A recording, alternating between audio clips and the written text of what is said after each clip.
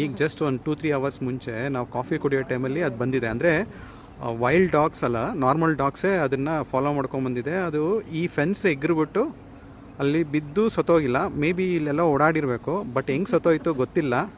ನಾನು ಚೆಕ್ ಮಾಡಿದೆ, ಗೂಗಲ್ ಮಾಡಿದೆ, BIL ಏರ್ಪೋರ್ಟಲ್ಲಿ ಒಂದ್ಸಲಿನೂ ಡಿಯರ್ ಬಂದಿರೋ ಸುದ್ದಿನೇ ಇಲ್ಲ. Okay, so this first time ಈ ಕಡೆ ಬಂದಿರೋದು.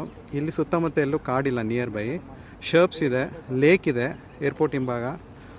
ಇಲ್ಲಿ ಹೆಂಗೆ ಬಂತು ಗೊತ್ತಿಲ್ಲ. ಅಂದರೆ ಆಮೇಲೆ ಇನ್ನೊಂದು SEZ full high rise compound ಇದೆ, ಒಳಗೆ ಹೆಂಗೆ ಬಂತು ಗೊತ್ತಿಲ್ಲ. So I thought I'll take some better shot ತೊಗೊಳ್ಳೋಣ ಅಂತಂದರೆ ಇಷ್ಟೇ zoom ಮಾಡೋಕ್ಕಾಗೋದು.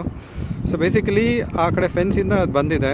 Okay, somewhere 2-3 hours back, 2.5 hours. ಇವಾಗ ಮಳೆ ಶುರುವಾಯ್ತು ಈ ಕಡೆ. So airport is this side, we have airport here. And today morning, since yesterday I am hearing a peacock sound. There is a peacock here inside this. Okay, so maybe it would have come overnight in this place and it has come this side. Okay, in the North India ಹೋದರೆ ಅದು you have so many like different animals runway ಒಳಗೆಲ್ಲ ಬರುತ್ತೆ. Okay, so ಇದು it's very rare case. Bangalore airport ಪಕ್ಕದಲ್ಲಿ ಬಂದಿರೋದು. Again this is inside SEZ compound. It's too height. ಅದು ಜಿಂಕೆ ಅದ್ರ ಮೇಲೆ ಹೆಗರ್ಕೊಂಡು ಬರೋದು ತುಂಬ ಕಷ್ಟ ಇದೆ. I really don't know how it came inside. Right now, as I told, they are checking the cameras, security cameras, and trying to find out what exactly happened.